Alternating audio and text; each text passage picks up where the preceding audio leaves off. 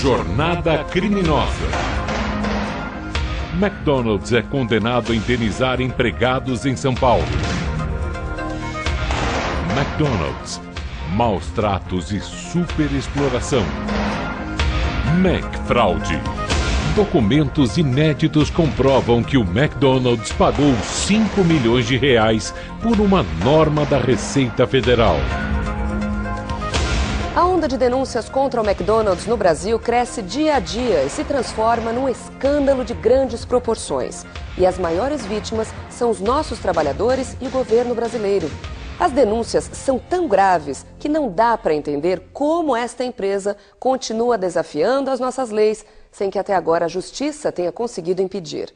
A primeira impressão é a de que o McDonald's, contando com advogados caríssimos e experientes, se ampara na interpretação e nos recursos facultados pelas nossas leis, além de se beneficiar da reconhecida morosidade da justiça brasileira.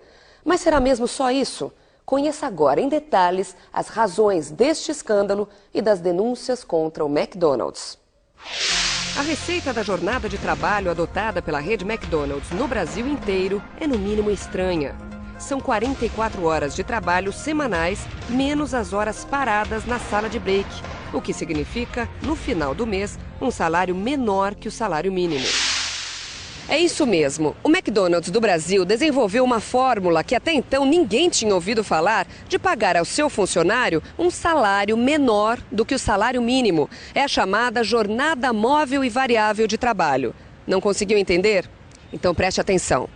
Tudo começou em 1995 e já na época a estratégia foi denunciada pelo Sintoresp, o Sindicato dos Trabalhadores em Hotéis, Bares, Restaurantes e Lanchonetes, como demonstra este documento. Foi a partir desse ano que os funcionários do McDonald's do Brasil passaram a ser obrigados a assinar um contrato como este, que, entre outras coisas, não permite que o trabalhador saiba quantas horas de fato vai trabalhar e, pior, impede que ele tenha ideia de quanto vai receber de verdade no final do mês. Esta jovem trabalha no McDonald's e conta que, apesar de ser obrigada a ficar à disposição da empresa o dia todo, todos os dias, quando o movimento na lanchonete é pequeno, ela é impedida de trabalhar pela gerência da loja. Ou seja, ela é obrigada a passar horas à disposição do McDonald's esperando um aviso da empresa para saber se naquele dia irá ou não trabalhar. E se por qualquer motivo o McDonald's decidir que não precisa do trabalho dela, mesmo depois de perder horas à espera da empresa, ela naquele dia não irá receber um único centavo. Antes as pessoas chegavam e falavam pra gente: nossa, o McDonald's é escravidão, ganha pouco e trabalha muito. Essa é a fama do Mac. Então eu já sabia disso, mas não sabia que era tanto, achava que era exagero das pessoas. Aí eu fui trabalhar, por experiência própria eu percebi que realmente é uma escravidão. Nas lanchonetes do McDonald's, quando não há movimento na loja, o resultado para os funcionários no final do mês é desesperador. Preste atenção neste olerite. Depois de passar um mês inteiro à disposição do McDonald's, o funcionário recebeu menos de R$290. Para mim foi uma decepção, sim, porque eu não esperava que eu ia fazer tudo isso. Ninguém nunca me falou. E não falou que o salário também seria desse jeito. Eu sabia que ia ganhar pouco quando eu entrei, e disso eu em sã consciência eu já sabia. Mas eu não sabia que seria tão pouco. O máximo que eu recebi foi 230. O pior é que o trabalhador brasileiro é a primeira vítima do McDonald's, mas não a única. O governo brasileiro também está sendo muito prejudicado porque deixa de receber impostos que eram devidos, além de mais receita para a Previdência Social, o que garante a aposentadoria de todos nós. A receita é simples. Se o funcionário do McDonald's ganha menos, contribui menos para a aposentadoria. E se o mesmo McDonald's não recolhe os impostos devidos, a receita do governo brasileiro também acaba tendo sérios prejuízos. Mas quem procura o McDonald's e quer um emprego não tem a menor ideia disso. Centro da cidade de São Paulo, 8 horas da manhã. Aqui fica o Centro de Recrutamento e Seleção do McDonald's. Com uma câmera escondida, a nossa reportagem flagrou a estratégia utilizada para enganar os candidatos. Logo de início, um vídeo é usado para convencer os candidatos de que o McDonald's é o melhor lugar do mundo para se trabalhar.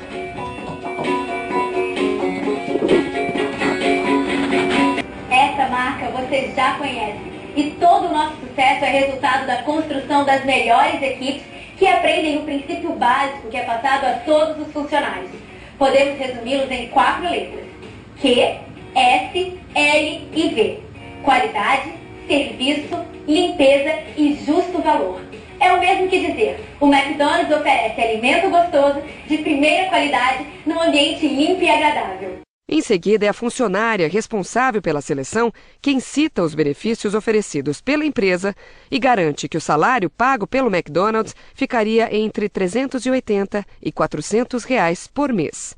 Preste atenção.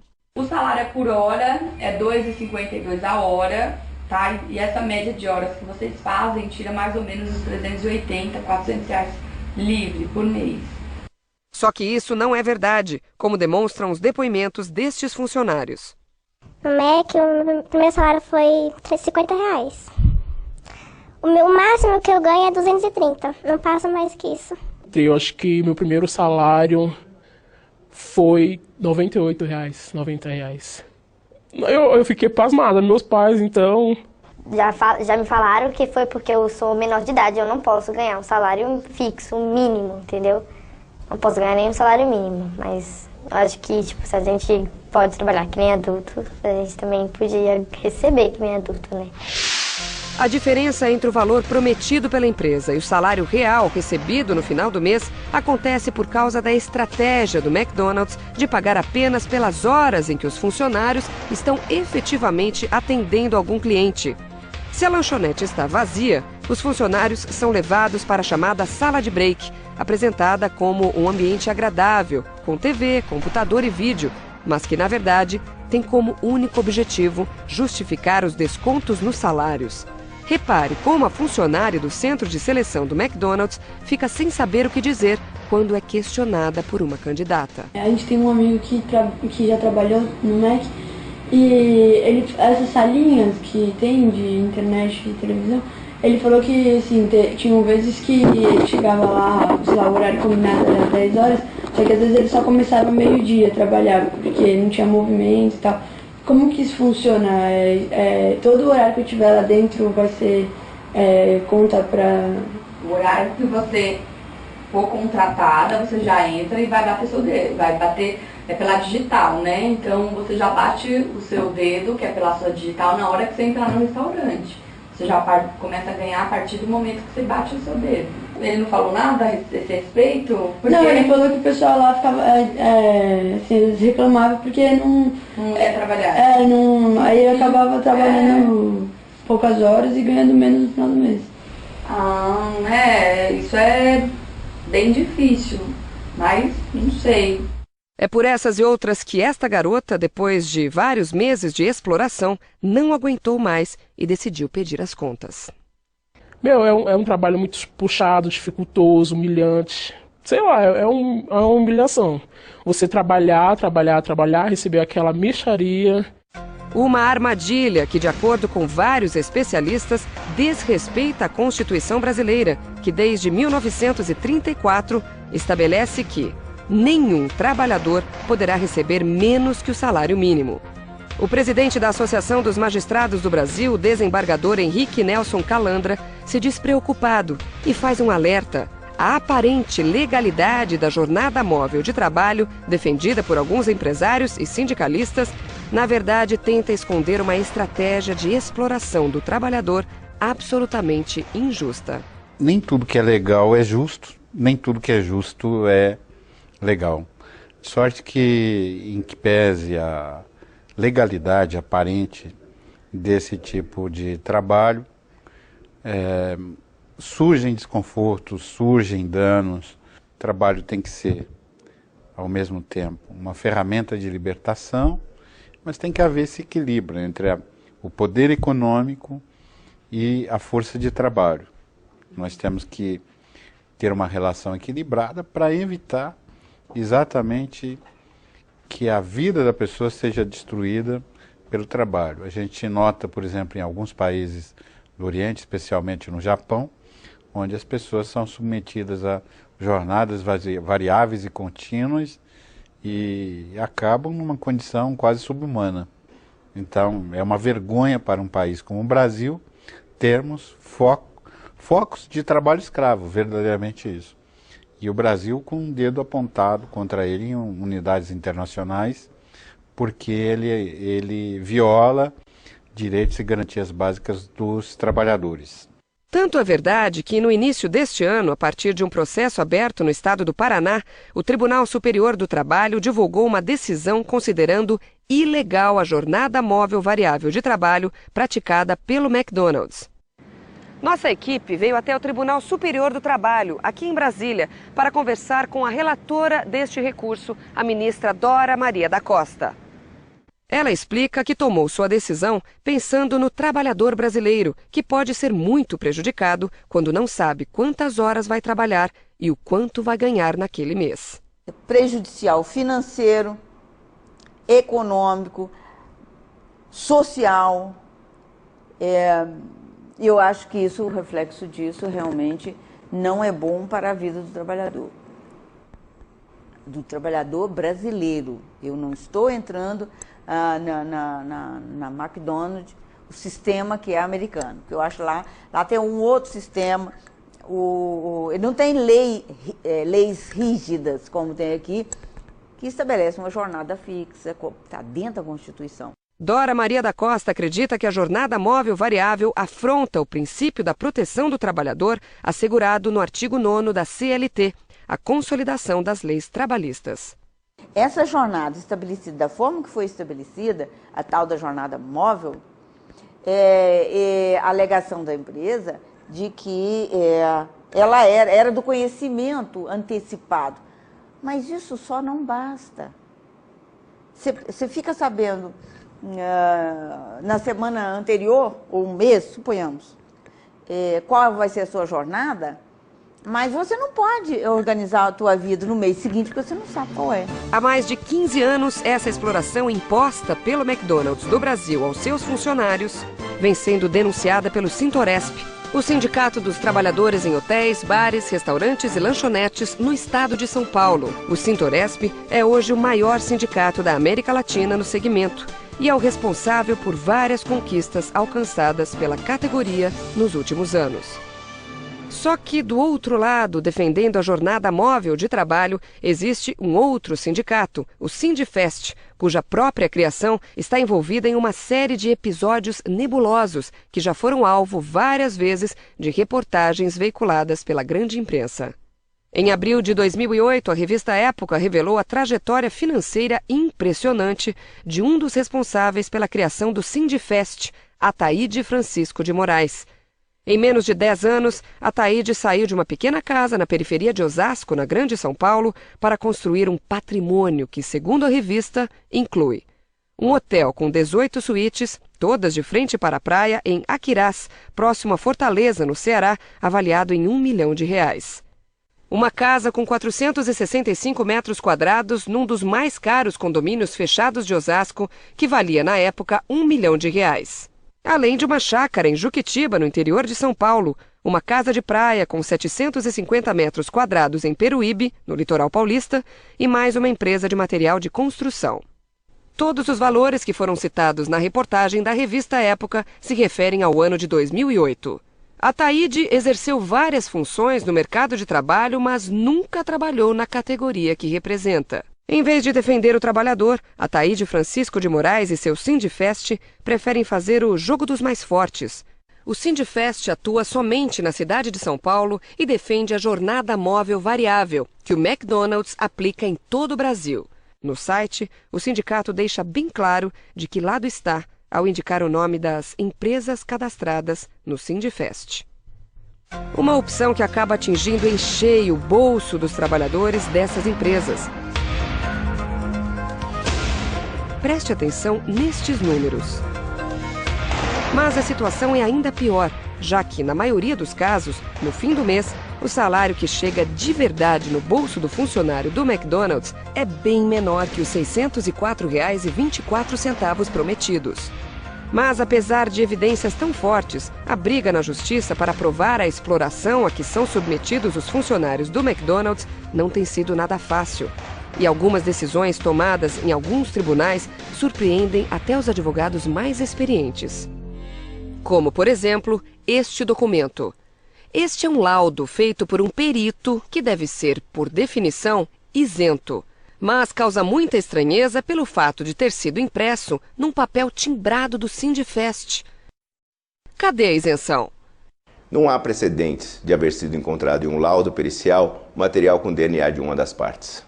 Esta empresária, que prefere não se identificar, é dona de uma rede de lanchonetes em São Paulo. Ela não aceita os métodos impostos pelo McDonald's e pelo Sindifest e vem sofrendo as consequências disso. Preste atenção no que ela tem para contar. Chegaram se dizendo, distribuindo revistinha, se dizendo representante da categoria e que eles tinham que migrar para exigir, me pressionar e exigir que eu passasse eles para o Sindifest, porque lá eles tinham muito mais vantagem. Nesse intervalo eu comecei a pesquisar a vida do Sindifest. Quem era o Sindifest? De onde veio? Por que veio? Foi aí que eu descobri. O Sindifest veio dos interesses de um grupo de empresários franqueados da rede McDonald's para defender interesses deles. Foi isso que aconteceu. Segundo a empresária, a proposta do Sindifest acabaria dando lucro a ela, como empresária, e prejuízo aos trabalhadores. Para minha surpresa, ele não representa funcionário. Ele não representa o trabalhador. Ele representa o empresário.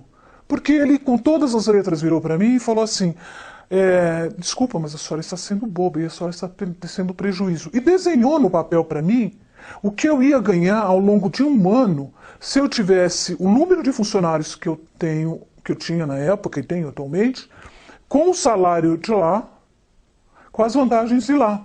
Então, o interesse ali não é defender o trabalhador. O interesse ali é defender o empresário.